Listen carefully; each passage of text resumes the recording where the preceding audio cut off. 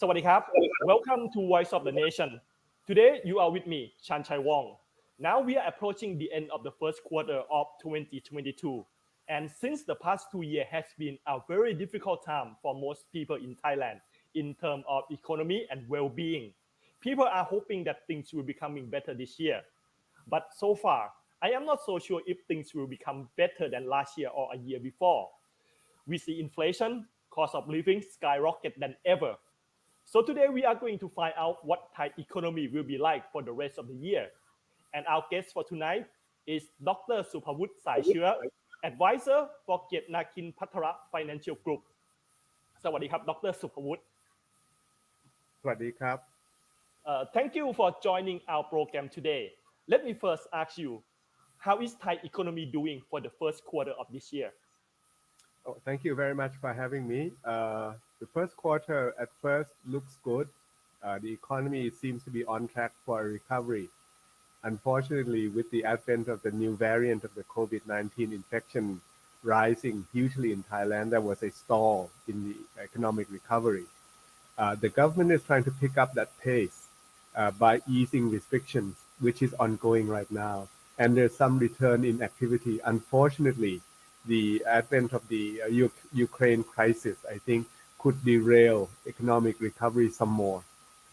I'm afraid that a lot of the recovery that we are expecting in the second half of this year is unlikely to transpire, and then GDP growth is likely to be quite anemic this year. The COVID-19 pandemic has been going on for over 2 years now.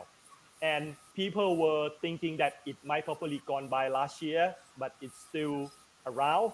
And people are hoping that the COVID-19 will probably go away by sometime this year. Do you expect that the COVID-19 will go away this year? Well, we were expecting it to go away last year, and it didn't. I think this virus is much more clever than we thought, and we now have the Omicron and the sub variants that are creating a lot of havoc, even in countries that had very, very strong protection measures, such as China. And China is an important, supposed to be an important client for Thailand in terms of tourism. So unfortunately, I'm afraid that we might actually have to live with COVID much, much longer than we had previously thought. Maybe COVID might be with us next year. So I'm not as optimistic anymore.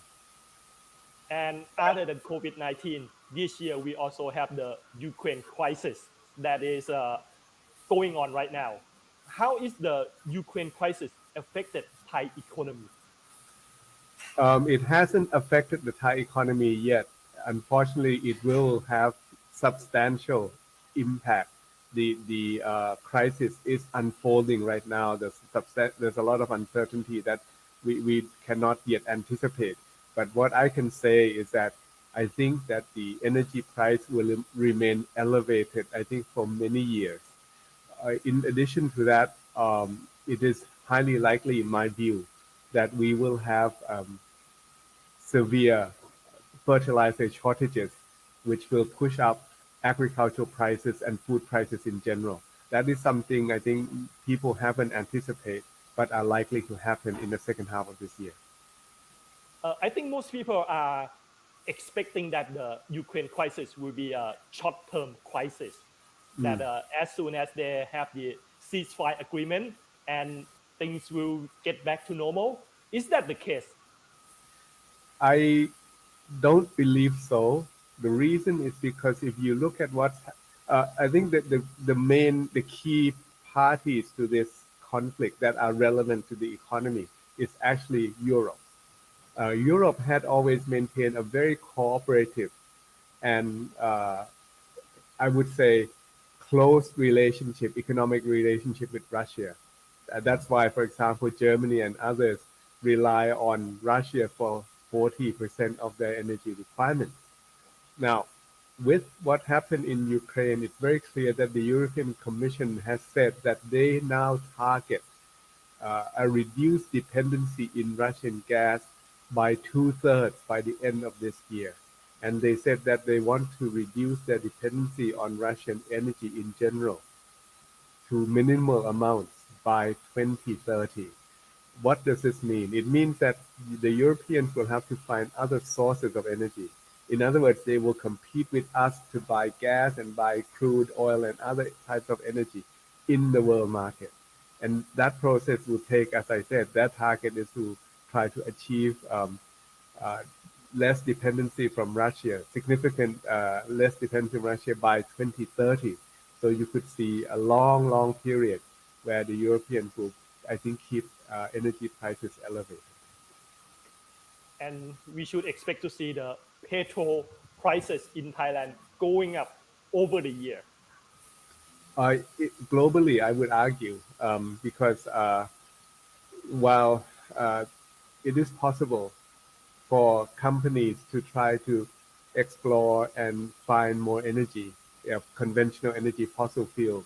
I think there's a sense that people don't want that to affect the environment. There's the COP26 that says, well, don't do that. Let's find alternative sources of renewable energy. And that's proven to be much more difficult and much more expensive. So there are supply side issues there as well. Um, the other thing about Thailand is that um, it's not just fossil fuel. It's not just uh, cooking gas. It's not just diesel. It will eventually affect electricity charges, right? Which what we'll see soon, as well as other energy prices, well, including, as I said, fertilizers. So the effect of this higher energy price, this Ukrainian crisis, is going to be quite broad-based. Okay. So if the petrol station price go up, are the cost of living also go up? Transportation, food, and why job opportunity are still very limited and business owner are still working very hard here in Thailand just to stay survive. What would you suggest to everyday people to do? I mean, how do they make a living or put food on the table for their family during this difficult time? That's a very difficult question to answer because households had already suffered a lot in the past 2 years from COVID, and they've run up a lot of debt. Many are expecting GDP to grow better this year and their job opportunities to improve.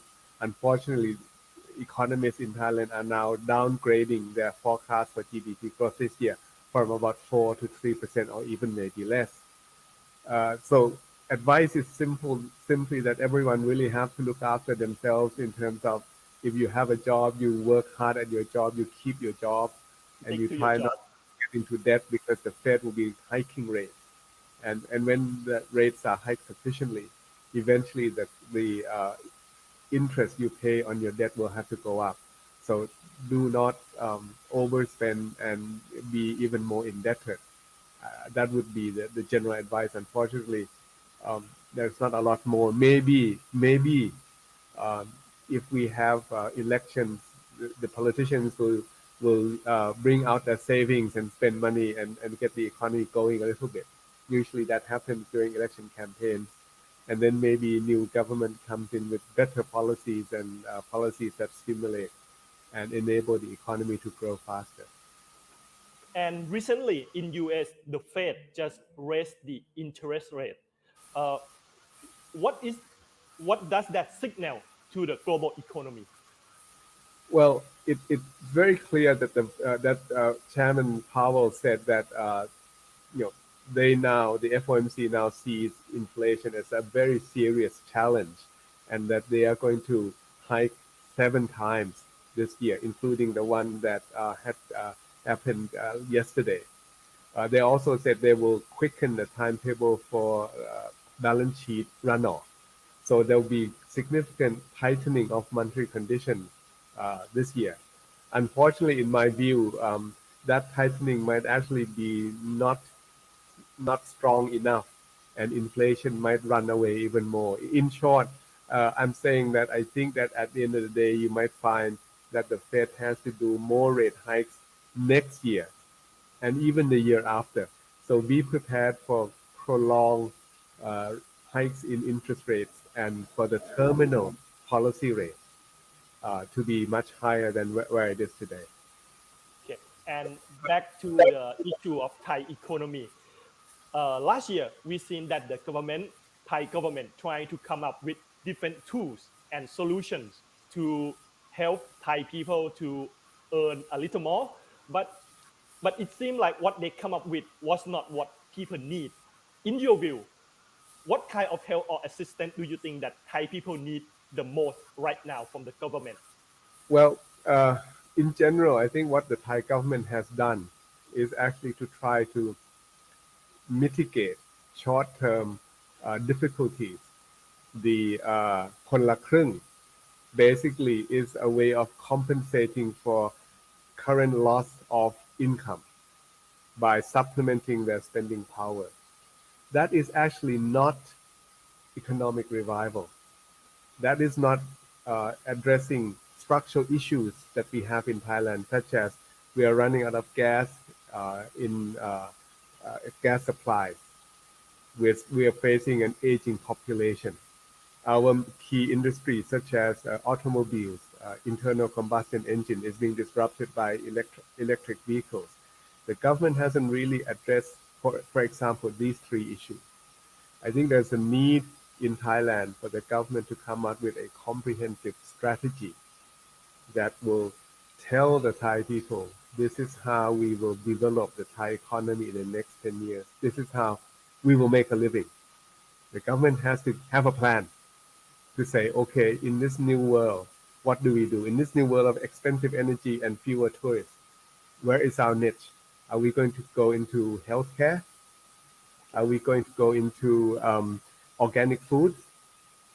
Are we going to apply more technology for agriculture to improve productivity?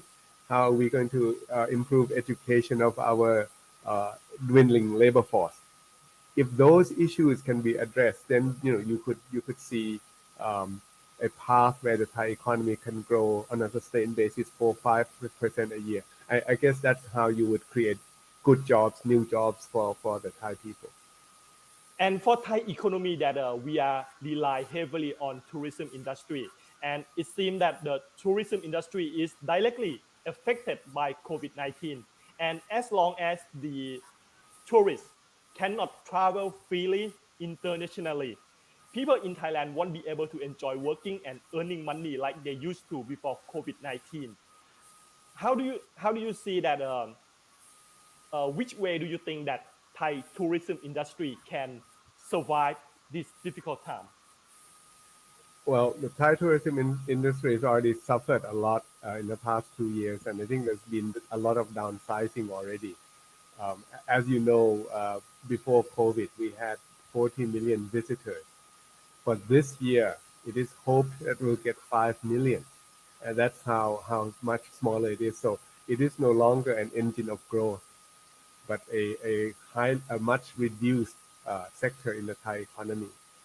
Unfortunately, even that 5 million number is going to be optimistic given what's happened to the Chinese economy. As you can see, China is having trouble trying to contain the recent infection of this subvariant of the Omicron. So I would think that the Chinese, who would make up 1/3 of Thai tourism, or even one half, um, will not be coming this year. So unfortunately, this sector again has to suffer significant setbacks this year, and hopefully they would do better next year. Okay, so people in tourism industry need to hang on a little longer. I don't know if they can. I think there is quite a few of them who might decide they have to do something else. In other words, there has to be a reallocation of resources away from this sector, which will not be able to go back to 40 million within any foreseeable future. Okay, and do you think that Thailand economy, maybe we should shift our economy to rely on other industry or other sector in order to be safer during this crisis like this? It is a difficult issue. If you think back and you realize that the Thai economy had relied on tourism, which was a major engine of growth from about 2005 onwards. tourism is a high touch industry. You need human interaction, right? And Thais are very good at that. We are very hospitable and welcoming people, service minded. So how can you do this service mindedness in a new industry where we have to talk online like this? It's a tough call. Um, I think there must be a compromise somewhere. That's why I mentioned that maybe healthcare is a high value service industry that could also protect against possible COVID or other types of contagious diseases. In other words, a lot of people will still want to come to Thailand to get medical services. A lot of people might want to come to Thailand for health spa and recovery, and for good organic food. Maybe we have to go into that type of high-end services um, rather than industry. I think we probably are not going to be able to compete with people like Vietnam in terms of industry.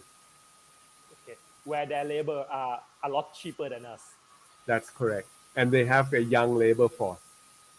Okay, and because Thailand is also entering aging society, and Correct.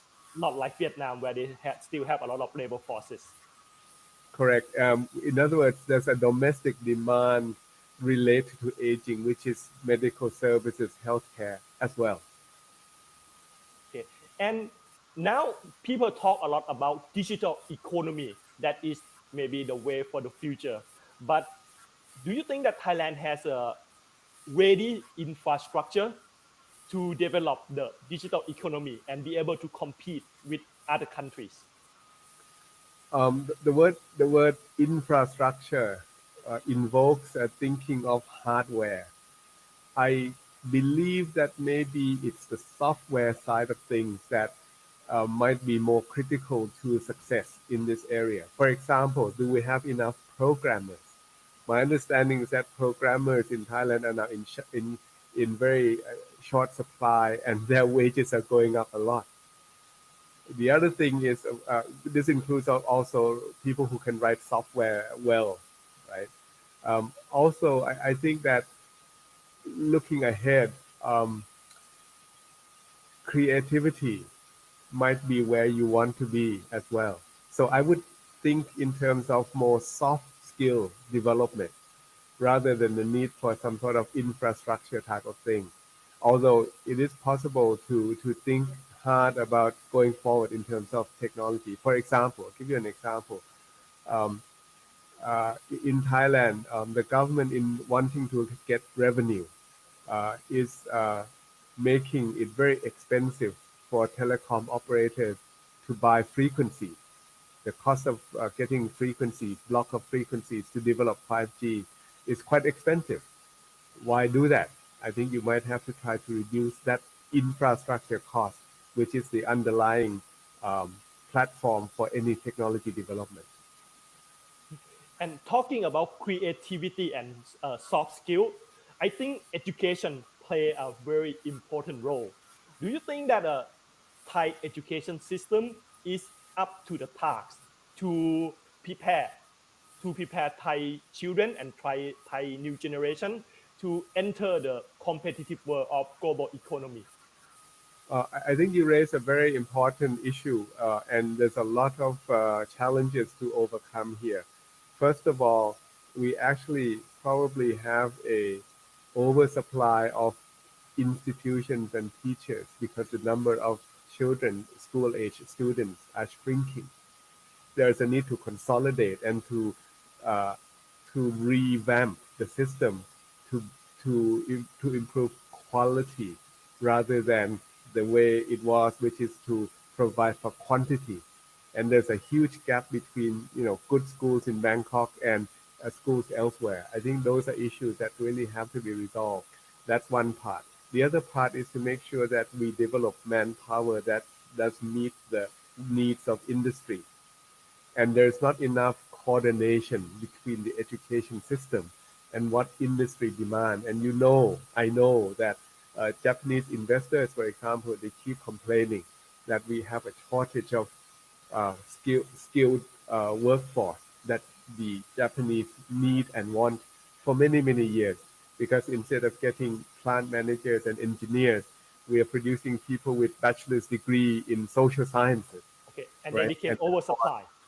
that's right. So you have oversupply in certain areas and shortages in other critical areas for development of industry and sectors, as I said, like programming. Okay. And talking about education, there is a saying that Thai education system teach children to remember rather than to think. Would you agree with this statement? I would agree because yeah, there is even personally I have not been educated much in Thailand. Most of my education is elsewhere, but I've noticed that in Thailand there's always this very nice tradition of students, lending their lecture notes to other students. Um, and the lectures seem to be always quite the same, and then the exam questions also come from those lecture notes. I think that at the university level, the idea is to get people to critically think and be creative, and you don't get that from copying lecture notes, I would argue. So you'd need, again, as I said, a revamp in the way education is done to get people to be critical, to think critically, to be able to research, to be able to acquire new knowledge. I would think that these are the three things that uh, we want our students to have: the ability to think critically, think creatively, and to acquire new knowledge. Okay. And lastly, do you have any suggestion for Thai people uh, to do in order to pass this 2022 that we already are approaching the first quarter of the year? I think a lot of people are struggling already, and so I sympathize first of all with a lot of struggling people, and would ask them to be even more strong in terms of their commitment to survive going forward. I hope that everyone survives, um, and you do have to apply yourself more. You do have to keep abreast with latest development because um, things could change quite quickly. And as I said, be wary of much higher inflation, not in terms of only energy prices, also food prices by the end of the year. These would keep you, hopefully, this type of advice and your ability to follow events will keep you safe and survive economically in the coming months. Thank you very much ดรสุภวุฒิขอบคุณครับขอบคุณครับสวัสดีครับสวัสดีครับ